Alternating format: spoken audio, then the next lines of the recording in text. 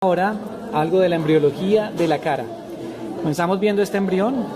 Este embrión, como su nombre lo dice, es porque está en el periodo embrionario. A la cuarta semana comienza a diferenciarse todo: la cara, el sistema nervioso, el paladar, todas las estructuras. Los embriones comienzan en un periodo de morfodiferenciación. Estamos viendo la cabeza del embrión y aquí aparece la plácoda del cristalina y la plácoda nasal. Este es el cuello del embrión, donde aparecen los arcos branquiales.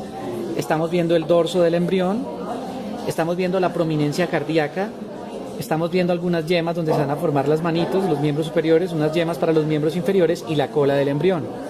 Esto que estamos viendo aquí es la salida del saco vitelino y el cordón umbilical. Si comenzamos a estudiar la cara y hacemos una ampliación entendiendo que esta es la cabeza del embrión y que este es el cuello, vamos a ver de color azul celeste la prominencia frontonasal. En azul oscuro está la plácoda nasal, de donde se van a formar las fosas nasales. Comienzan a invaginarse estas plácodas para formar el techo nasal, y aquí comienza a aparecer el ojito, la plácoda del cristalino. Estamos viendo el primer arco branquial de color rojo y de color verde. El color rojo es la prominencia maxilar y de color verde la prominencia mandibular. Y estamos viendo el estomodeo que va a formar la boca.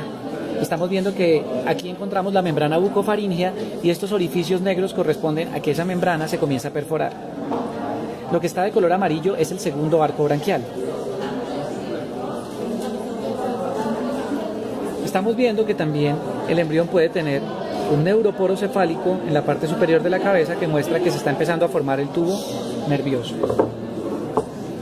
sistema nervioso central. Muy bien, después de esto vemos cómo la prominencia frontonasal comienza a crecer y a desplazarse hacia abajo entre unas estructuras que comienzan a aparecer alrededor de la plácoda nasal. Alrededor de la plácoda nasal aparecen los procesos nasales, que tienen forma de herradura, un proceso nasal medial y un proceso nasal lateral. Aquí los vemos bien, o sea que la plácoda nasal estaría aquí y aparece este proceso nasal medial y el proceso nasal lateral. Estamos viendo también que se separan aún más los procesos maxilares, y aquí sigo viendo la plácoda del cristalino. Recordemos que de los procesos maxilares se forman el hueso maxilar superior, la escama del temporal, se forma también el hueso malaro-cigomático y algunas otras estructuras importantes. Muy bien. De la prominencia mandibular se forman otras estructuras como el yunque, el martillo, y obviamente tiene un cartílago que es el cartílago de Meckel, de donde se va a formar el maxilar inferior. Del segundo arco branquial, que es este, se va a formar la parte superior del cuerpo del hueso hioides, los cuernos menores del hioides y el ligamento estiloioideo, y no olvidemos también el hueso del estribo. Muy bien, entonces si miramos en este, estamos viendo cómo los procesos nasales mediales están un poco separados por una proyección de la prominencia frontonasal. La prominencia frontonasal va a formar el dorso y el lóbulo de la nariz, mientras que los procesos nasales mediales se van a juntar más abajo, se van a fusionar para formar el filtro nasal o surco subnasal, el tubérculo labial, que está en la línea media, y el segmento intermaxilar, de donde se forman los incisivos superiores, y la parte anterior del paladar. Si seguimos mirando, miren cómo los procesos nasales mediales se comienzan a acercar en la línea media. Y estamos viendo también los procesos nasales laterales que se van separando para formar las alas de la nariz.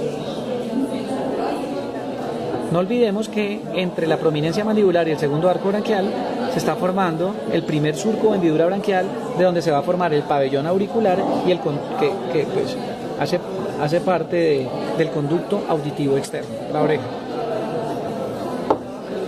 Aquí vemos las prominencias nasales mediales cómo descienden, y entre ellas la prominencia frontonasal para formar el dorso de la nariz y el lóbulo nasal. Y estamos viendo también el paladar. Miren cómo también aparece el tabique o septo nasal. Estamos viendo las apófisis palatinas laterales que se forman de la prominencia maxilar. Las apófisis palatinas laterales son verticales, pero van a comenzar a volverse horizontales, gracias a que se está formando la lengua, y la lengua comienza a crecer y a empujar, a hacer presión sobre las apófisis palatinas laterales para que se vuelvan horizontales y se cierre el paladar.